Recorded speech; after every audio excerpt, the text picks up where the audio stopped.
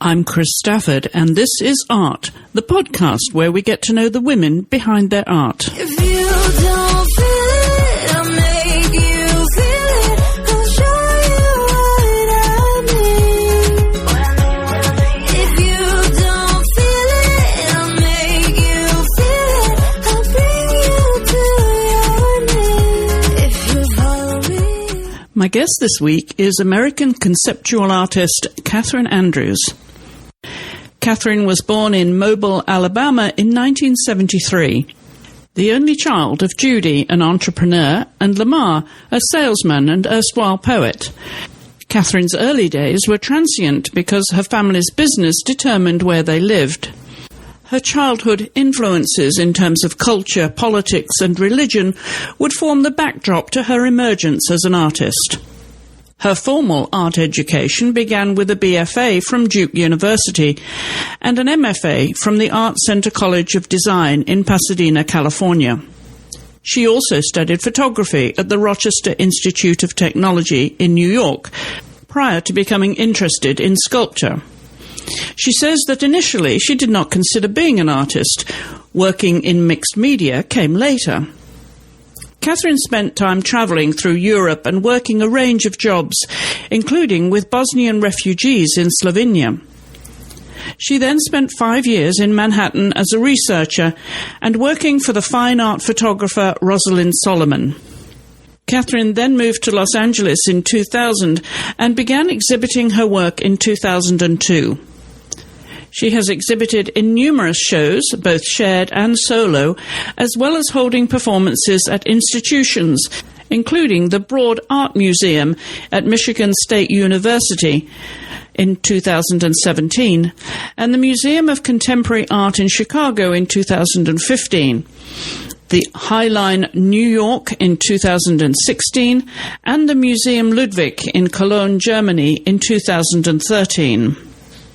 Kathryn is the founder of the Judith Center, which seeks to engage women artists, activists, and thought leaders in conversation around the topic of gender equality.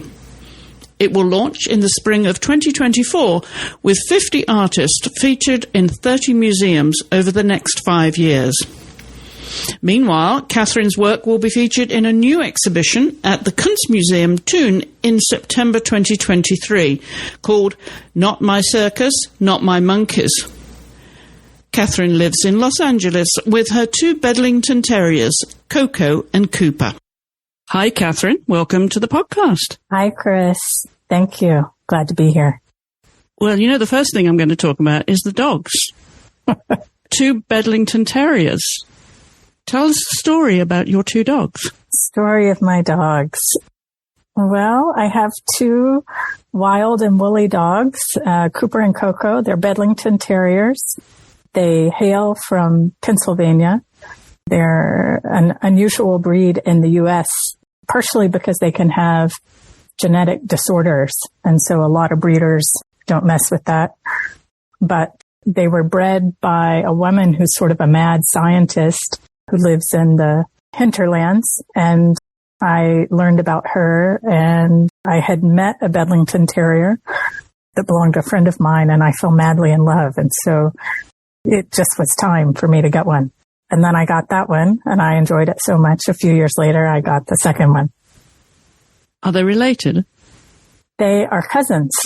Well, they look adorable, and I'm glad I met at least one of them on your Zoom photo. So that tells me a little bit about you see, that you're a dog person. Yeah, I'm actually a cat person, but I'm allergic, so I've become a dog person by default. It's an acquired taste for sure. Have you always been a dog person, a cat person, an animal person? What did you have as a child? I did have a lot of animals as a child. I had rabbits. One of them ate the other one. That was interesting. I had hamsters, I had birds, I had dogs, I had mini cats. I had all sorts of animals. Oddly, they seem to meet odd fates, you know, as they will. We sometimes lived in rural areas and they would disappear, get hit by cars. So though I loved animals deeply, my relationship to them was sort of odd because of their strange demise. And what about horses? Did you ride? Because you grew up in Alabama. I had a very good friend from school whose family raised Arabian horses, and she would compete. And we would often ride horses at her place. And that was really exciting. We would ride them bareback. Sometimes we put the little cart behind them and ride around in the cart, which would be quite funny. You would hope that the horse wouldn't have a bodily moment, let's put it that way, while you were behind it. But yeah, I have some fond memories of that. Of childhood generally, how was your childhood growing up in Alabama? It was interesting. I mean, you know, it's when you're in your own childhood, it's hard to compare it to others. You're just in yours, right? But my mother and my stepfather were entrepreneurs, and they had a couple small businesses at the time, but one of the primary ones was a fast food fried chicken franchise. So we moved every couple of years to open up a new store. So we lived all over Alabama in lots of small towns, some bigger ones. So my childhood was pretty interesting, actually, because I saw the way that a lot of different kinds of people live. Contrary to popular belief, Alabama is not a homogeneous place. There are a lot of different people there, different values, different cultures. And in the chicken stores, I actually would go as a child and sometimes hang out there, work there. And so I met a lot of people in the stores also, both working there, customers. So it was interesting. I was exposed to a lot that, you know, a white girl in Alabama might not be. And as the only child, was that, you know, how you socialized, you know, or did you have playmates as well and girls that you'd go on adventures with and explore? I had playmates also. I also had playmates. Yeah, I did. I have lots of fond memories of lots of different playmates, actually. But the other part of the story I didn't mention is that at a certain point, my mom decided to go back to school. She had not completed her college degree. I was born when she was 21. And that probably seems crazy young now, but at the time that was fairly normal. This was in the early 70s. So she decided to go back to college. She completed a bachelor's degree. Then she went to law school, and then she got a tax law degree after that, an LLM. So that also sort of fed into the mix. And that was quite interesting because my mom was unusual compared to the mothers of the other kids I knew. One, she was pursuing a career which wasn't that common at that time for a lot of women that were married. Maybe the model was to stay at home, take care of kids. But she went on to do several different things after that, one of which was she became a partner in a law firm, and there were 40 partners in the firm, and she was the only female partner. So a lot of my childhood was also impacted by seeing this experience of her trying to navigate the sort of resistance against a woman coming up through the system. Did you feel that as a young adult then, when you were making your way? I don't know. I don't think that I experienced the same barriers that she did. I think things had moved quite far by the time I was a young adult, you know, in the 90s. I don't remember when women could start having credit cards. That was the late 60s, early 70s. You know, it's like fast forward 20 years later, it's pretty different. Yeah. Not to say I don't experience sexism. I frequently have. But I think in general, the playing field was a little bit different. So what was childhood like sort of creatively for you? Because you obviously think well outside the box with your art. Did it begin in childhood? I remember we used to have a giant Buick, and I would sit in the back. My parents would sit in the front, and they'd be talking about business stuff. And I would just sit in the back and kind of tune out and look out the window. Just watch the landscape, watch the electric wires. That was fun. I always loved watching the electric wires. Like if you follow that line, it's like an animated film. In a funny way, it was so mundane, but that experience of just looking and just really being curious about the world and looking outside, and also this experience of moving from place to place to place, sort of shaped my interest in thinking about how there's so many different things out there, how they're different, and just really having this experience of looking at things and seeing things visually, taking them in. That was part of it. No one was painting in my family. My dad he was kind of a casual poet and a very funny man. Not an artist, but a free spirit for sure, a kind of flaneur. And probably some of my early years with him, maybe it just like runs in the blood. I don't know. There was some influence there. And how about your mother? Did she influence you at all? Did she direct you, or did she leave your mind alone? She was very encouraging to me to do whatever I wanted. She didn't force anything on me. She didn't have great ambitions for me. She more wanted me to just follow whatever it is that interested me. I think her own willingness to try out different things, whether it was a new business or to go back to school later, or she and my stepfather have had multiple businesses that have been very sort of unusual and successful. Just the model of seeing her curiosity and willingness to go into the world, I think more than anything that shaped some of what I have done as an artist. But what she was doing wasn't in the field of art, but it was more an openness to the world that it's out there. I have this idea. I want to do it. Let's go for it. Let's get out there. Let's do it. There's not a huge art scene in Alabama. There is a history of art making there, a lot of folk art. Of course, there are museums, but it's not a huge part of the culture, the day to day. You know, fishing is very important there, hunting, maybe quilting, knitting, more craft oriented things. So I wasn't inclined to become an artist early on. It didn't occur to me. I actually, when I was very young, first I wanted to be a veterinarian, and then some years later that changed. But I wanted to become a politician.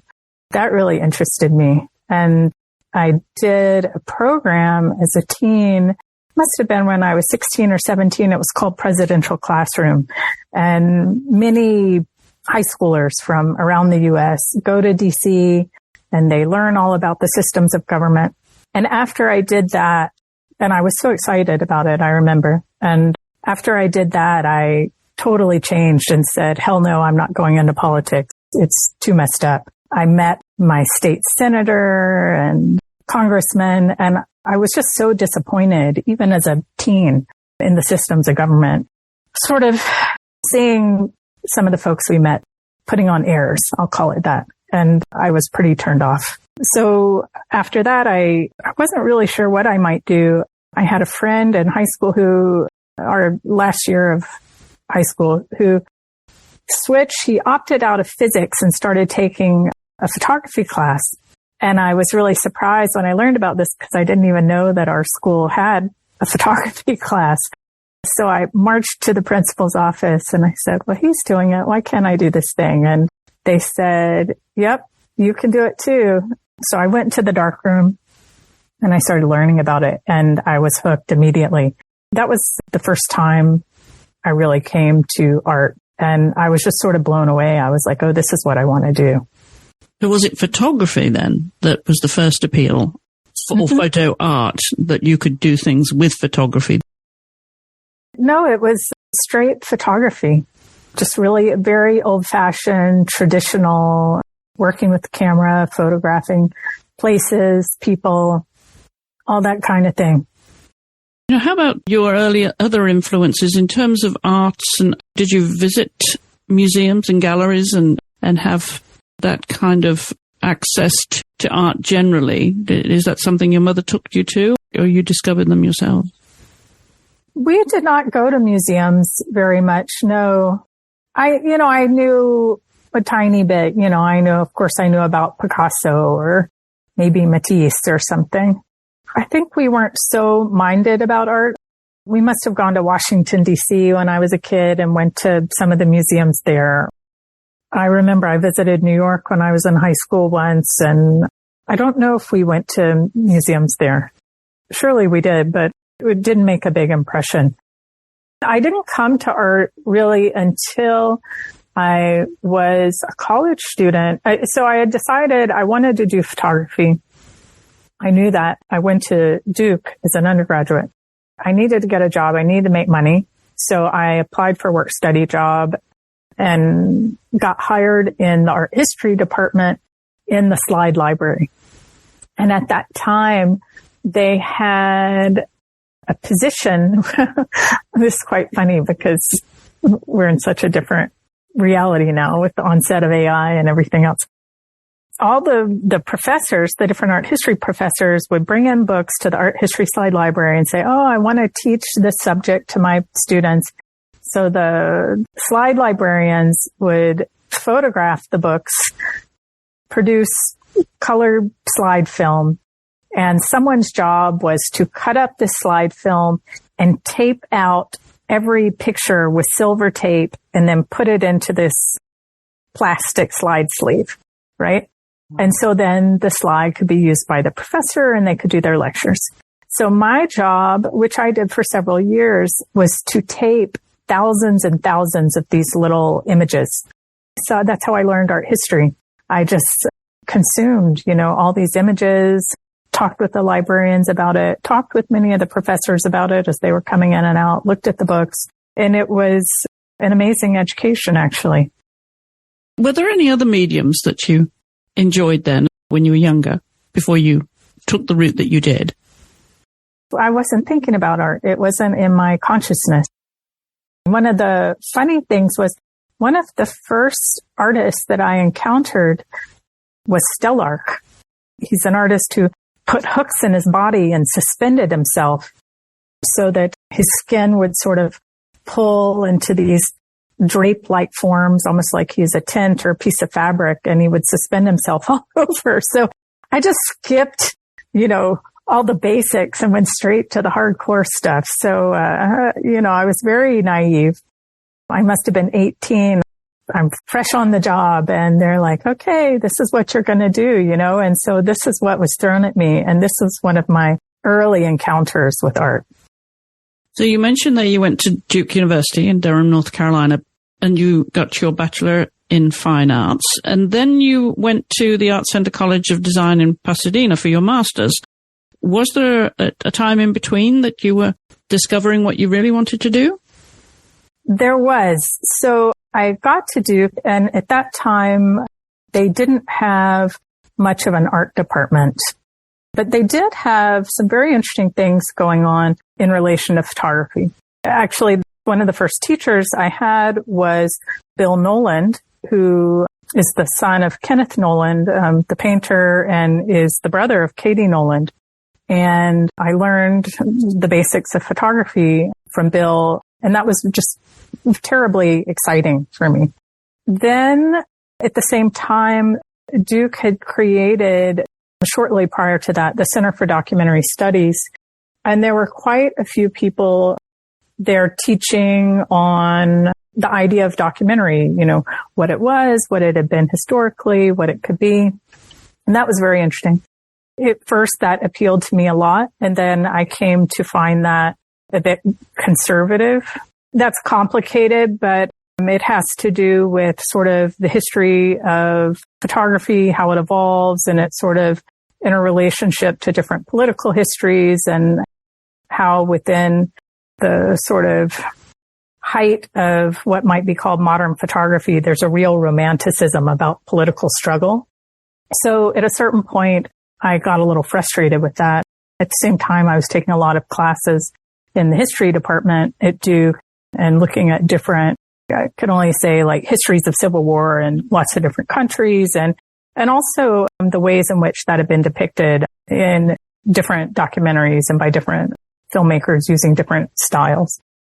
At a certain point, I met Christine Stiles, who is a really brilliant art historian at Duke. And at that point, things shifted for me.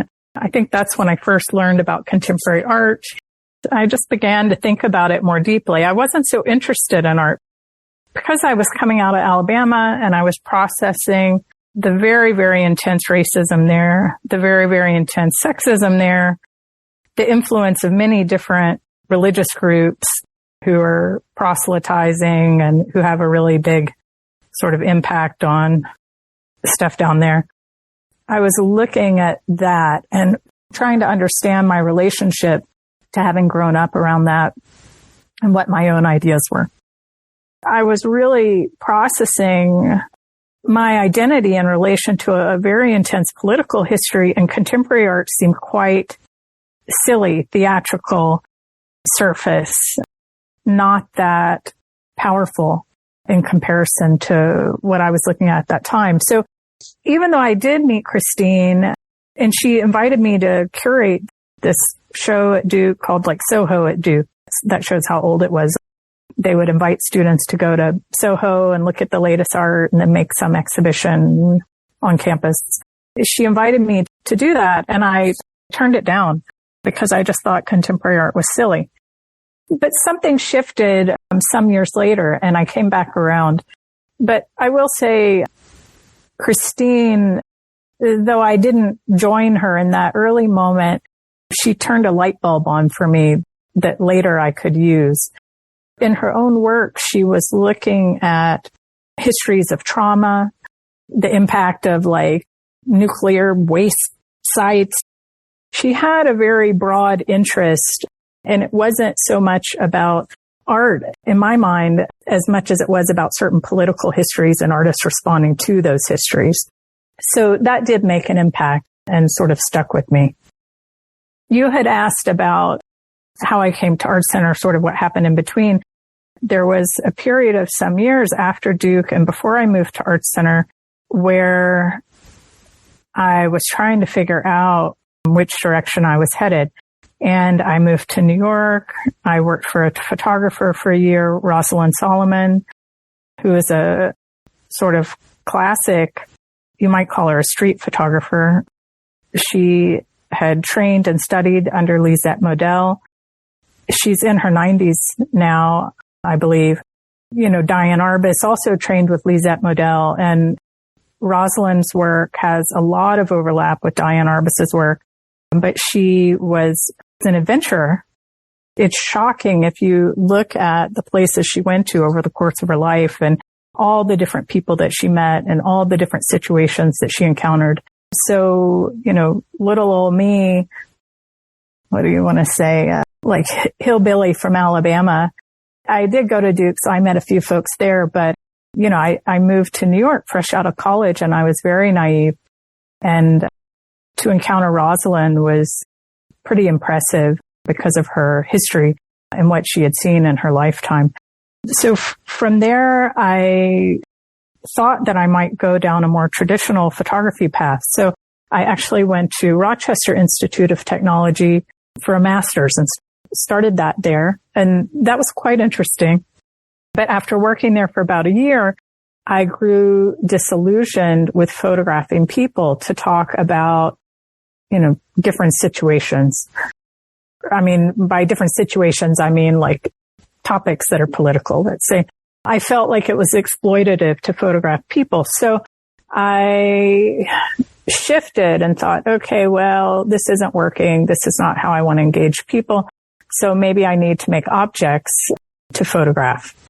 Maybe I could reconsider this idea about the possibility of what categorically was referred to as contemporary art there is. And so I revisited what I had rejected. I began making things and photographing them. And that actually became very appealing to me, but I wasn't able to do that in Rochester because the school was strictly photography and one couldn't make more sculptural things there. The setup wasn't allowed. There wasn't commingling between the mediums.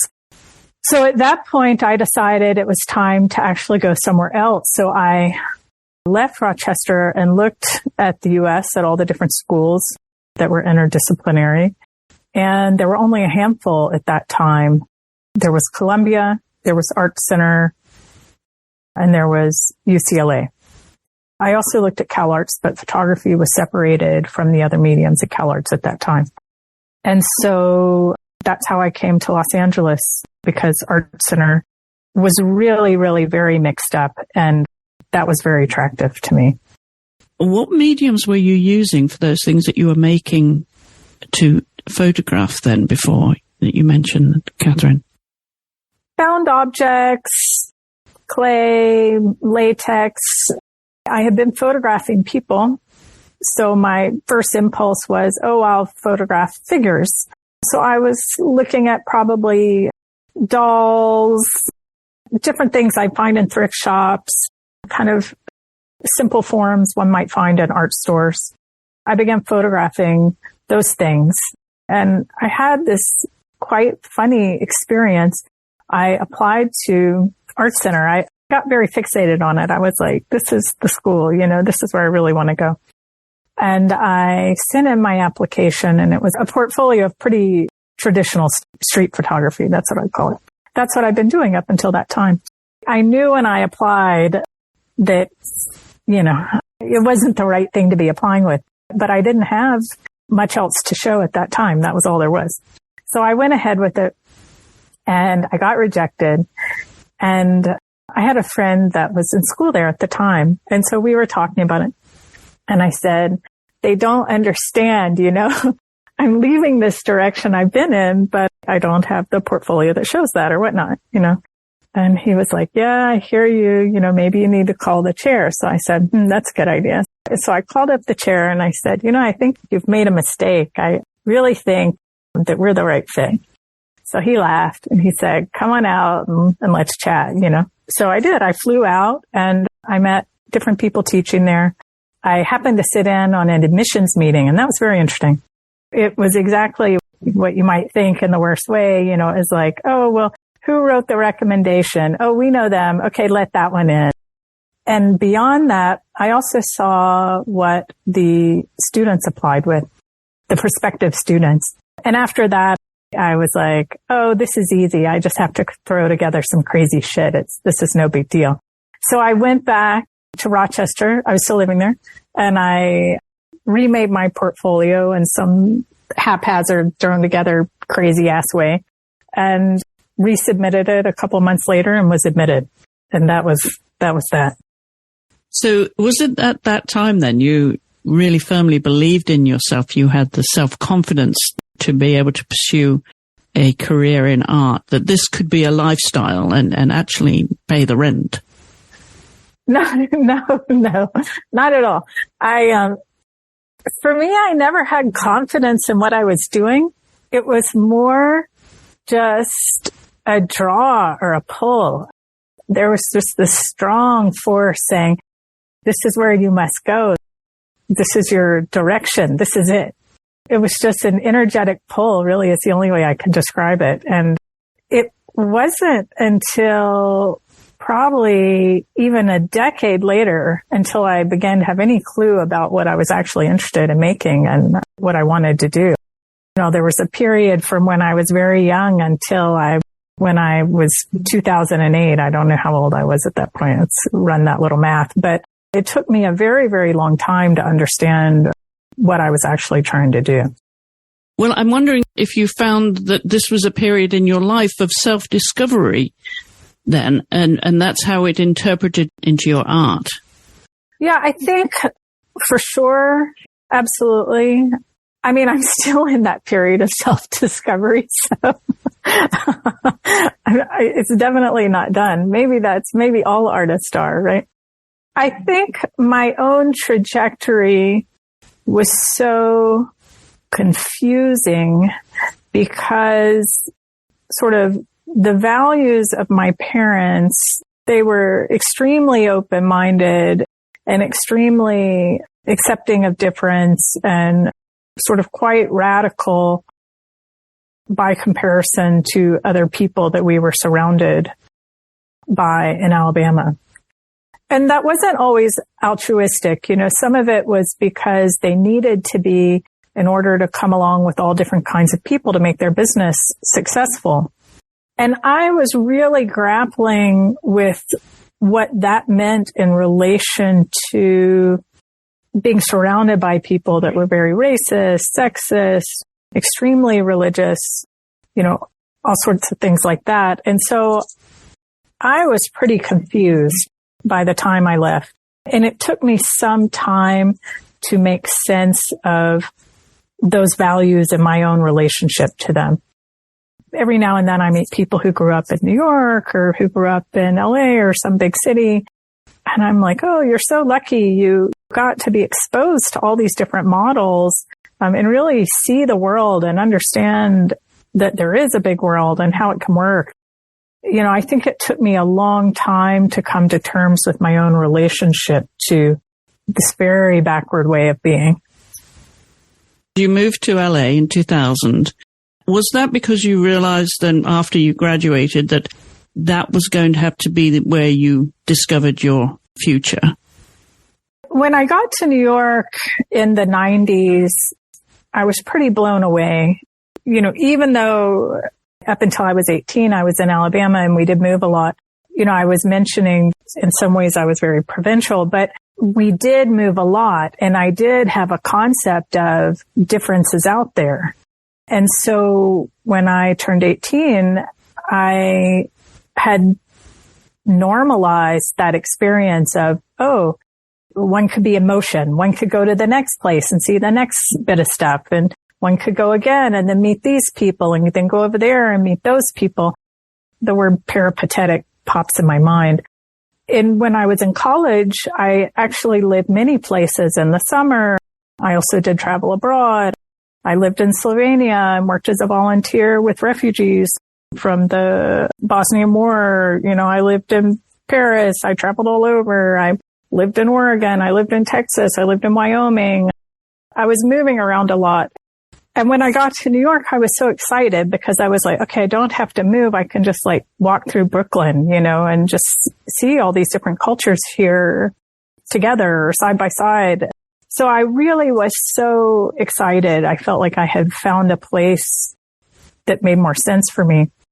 And then when I came to this idea that I needed to understand how to work in multiple mediums to say what I was interested in saying, and I had to find the place to do that, all the signs pointed to Los Angeles.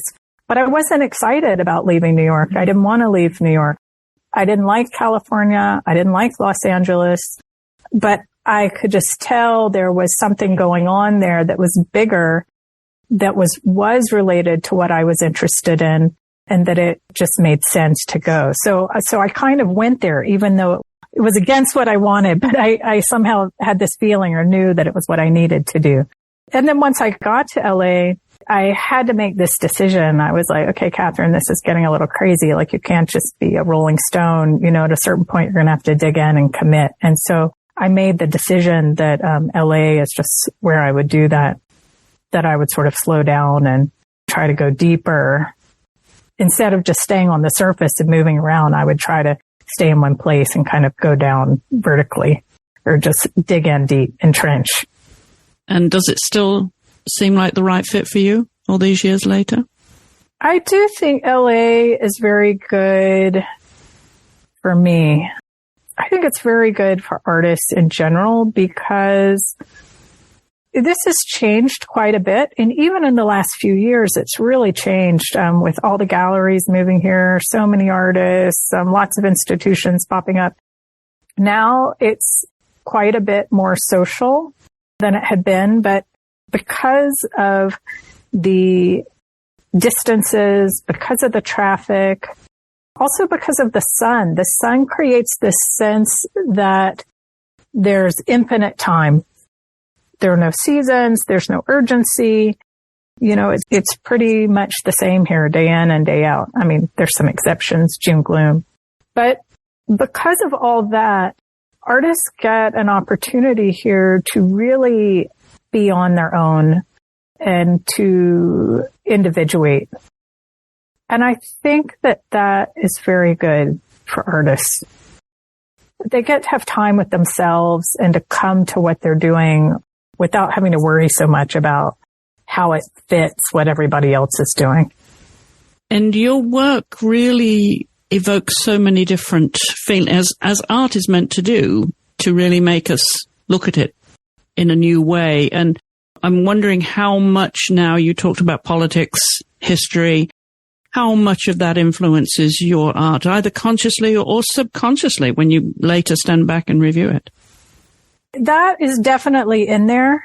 I'm just thinking because, I'm possibly working on a text soon about Mike Kelly, and I've been thinking a bit about his own relationship to being what I would call an identity artist, which is kind of funny because I don't know that Mike is always thought of as an identity artist. But as a student, I studied with Mike, and then I went on and worked for him for almost a decade up until his passing in 2012. And I'm bringing him up because his own work really explored the oppression of culture being kind of forced upon you. And he looked at different cultural forms and their relationship to very complicated social histories of violence.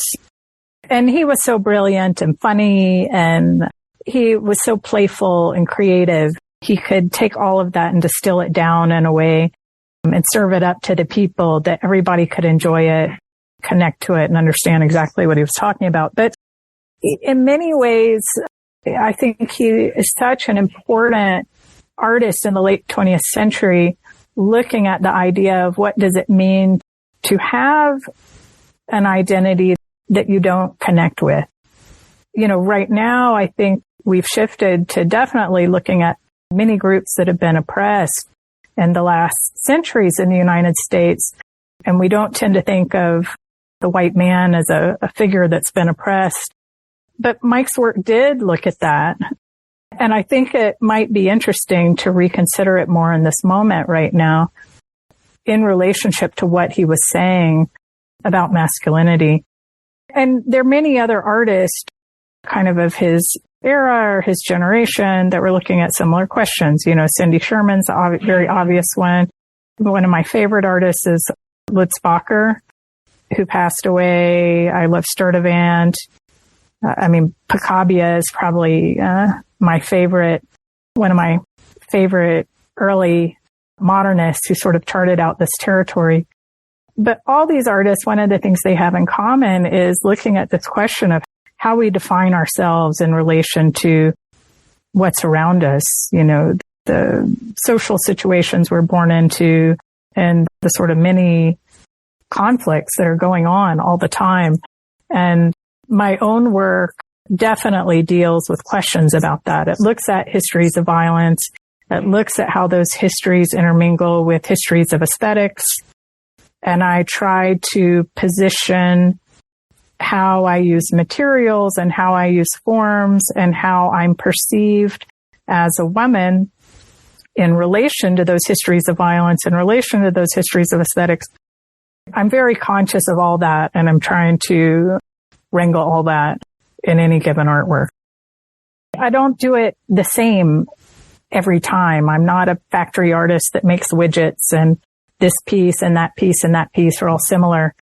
I try to move from one piece to the next, probably in a way, repeating the movement of my early childhood. It's just such a natural thing for me.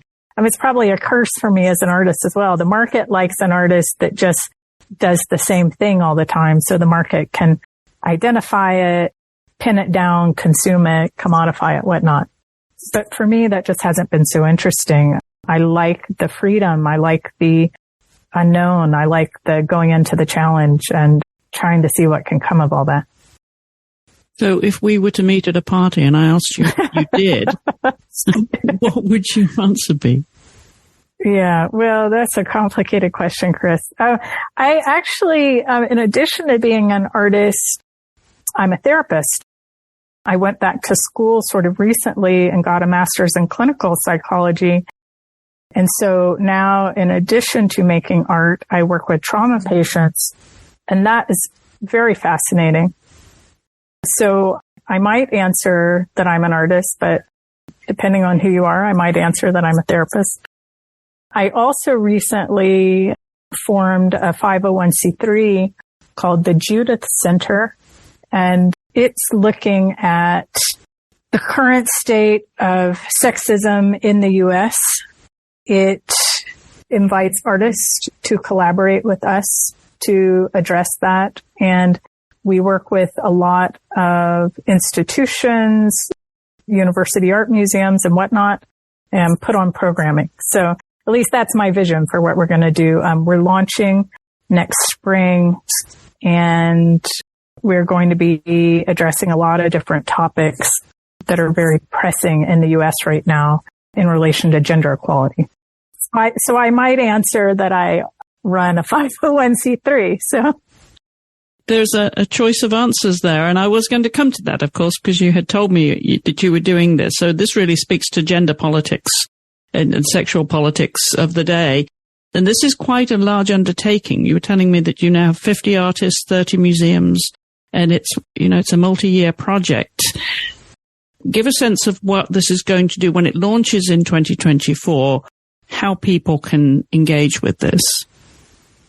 We will have a website, an Instagram page, hopefully a YouTube channel. Everyone wants me to make a podcast. We'll see. I'm not as skilled at that as you, Chris. I'll be calling you soon to get some pointers. Our programming will happen primarily in collaboration with university art museums, and we will be working with them to exhibit. We're starting off with the poster project, and 50 American self-identified women artists will be commissioned to make posters on a range of different topics. And, the different institutions we're working with already have audiences. They have infrastructure to help promote this. And in conjunction with exhibitions, we'll be doing programming with the institutions to look at issues that are really pressing locally in different regions in the U.S. I should probably tell you why this seemed like a good idea. Part of it for me came out of thinking about sexism in the art world, how to deal with that, as well as just sexism at large. I think I was thinking a lot about that during the Trump presidency, particularly with the election and all of the sort of conversation about violence against women's bodies that occurred in relation to that. And I just felt like it was such an important topic.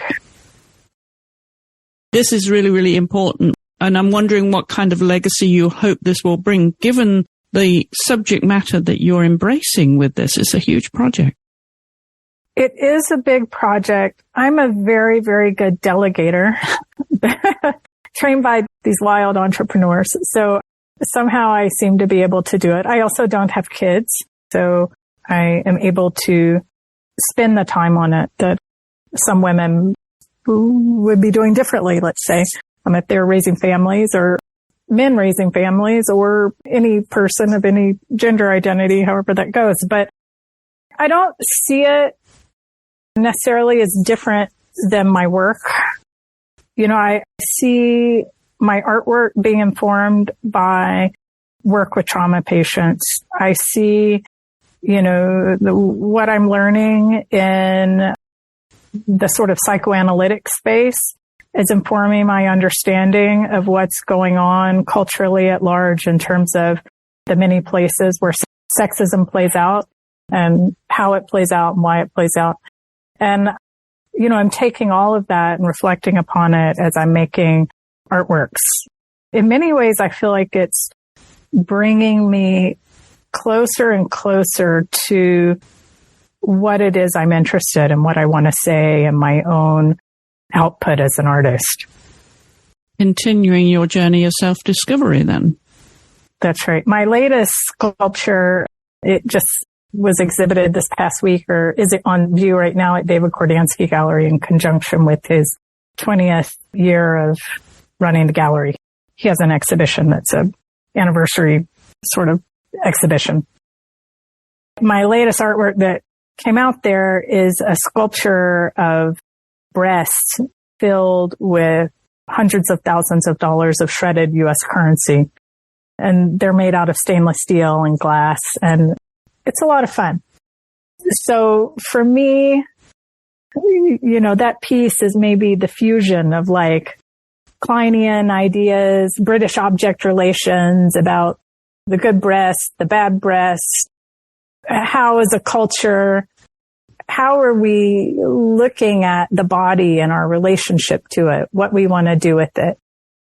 How is the breast seen as this form that operates in culture? How do dollars move through the systems at large? Where do they go? What kind of value do they retain?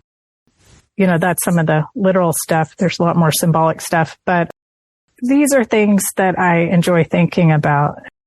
That piece was a lot of fun to make. It's actually a very complex piece, the way it was engineered. But when you see it, it looks as if machines have just formed it, but that's not the case. You know, there was tons of handwork involved to achieve the kind of precision that exists in the artwork. I love it. I like complex problems. I like thinking through all the different variables and trying to make something from that. Well, and then I can imagine you standing back to photograph it too, and photograph it from every angle. Yeah, someone took a picture of me next to it. It's kind of funny. I don't have very large breasts, so that's rather amusing. Are there any favorite materials that you work with now? Because you seem to work in so many different mediums. I work in a lot of materials, but I like working in metals. Primarily because they can be additive and subtractive. For example, wood, you can cut it, but you can't put it back together with itself seamlessly. You know, there's always a seam. And with metal, you can melt it, you can weld it, you know, you can do that with other things too. You can do that with resins or, well, I don't know. There are some, I suppose you could like heat certain things and put them back together, but some of the other things you can do that with are pretty toxic. And for some period, I dated a sculptor who had worked a lot with that. And, you know, there was some illness that came out of that. So I just decided I wasn't going to go down that route. There's so many possibilities with different kinds of metals. And I just really enjoy that. But it depends on the application. You know, you can do certain things with some in this situation, certain things with that in another situation. It's always different. So for me, it's not about preferring a particular material. It's more about what kind of form am I trying to make and what material can make that form or can be used to make that form. I know you have a sense of humor, so I'm wondering what kind of remarks you've overheard of people looking at your works, at your sculptures, which are very different and they really are thought-provoking. So any funny moments, Kathryn? My favorite moment as an artist, seeing someone who viewed my work, must be when I made this giant wall sticker at the MCA Chicago that was a backdrop for a sculpture I'd made. And the show really addressed questions about how different people with different identities, whether it's women or whether it's African Americans or whether it's, you know, whatever group it is, how they can access power within the U.S. And the exhibition was looking in particular at the entertainment industry as a place where people have been able to move in ways they haven't been able to in other professional fields. So I made this giant sticker that depicted, it must have been Nancy Reagan sitting on Mr. T's lap during the 80s when she was doing her big anti-drug campaign. I was trying to remember if it was her on Mr. T's lap or Mr. T on her lap. But anyway, and it's behind this sculpture I've made. And so it's up. And one day I get this photo of Mr. T himself. The actual Mr. T has come to the exhibition and done a whole photo op in front of the piece, in front of the sticker next to the sculpture. That was very exciting for me. That was a good day. I loved Mr. T as a kid. I love Mr. T. He's one of my favorites. And what are you looking most forward to next? Do you have another project in the studio? I'm wondering how much time you have for your art. I have a lot of time for my art. I'm in the studio 4 days a week. Also nights and weekends if needed. I, bring in as many people as we need. So we make it happen. We get it done. I am looking forward to a big installation I'm working on that will be on view at the Kunstmuseum Thun, which is in Switzerland. It will open in September. It's part of a group exhibition on artists who've worked with the circus. And I am debuting a new installation as well as a new video work, which is something new for me. I've never made a video piece before. And this work is going to be a combination of animations of mini performances as well as photo shoots that I've done over the years. I've done hundreds of photo shoots with all different kinds of models and characters and people. And this video comes from the outtakes from that. So I'm actually really, really excited about it. It's a new direction for me and it's fun. Well, we look forward to all of that, but more of your art, Kathryn. But for now, I want to thank you very much for taking time to come on the podcast. I really enjoyed our conversation. Thank you, Chris. Thank you. I'm sure I'll be, in hindsight, one of the darker ones. I'm laughing now at myself opening up with my stories of all these pets meeting their demise. So there it is. Thank you so much, Kathryn. Okay. Thank you, Chris. And you can find links to Kathryn's website and social media in the show notes accompanying this episode.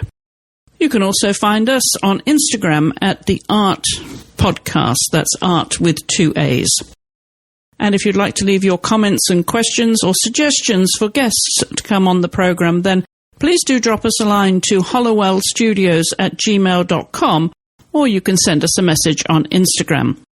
And as always, if you have a moment when you're on Apple Podcasts, please do leave us a 5-star rating and a review, because that helps our rankings, which in turn helps others find the show. And we have many more wonderful guests lined up for you, including Nazafari Lotfi, Jenna Lewis, Vinnie Bagwell, Christian Joy, and Robin Antar, to name just a few. My thanks again to Kathryn Andrews and to you for listening. I'll be back next week with another episode, so I hope you'll join me then.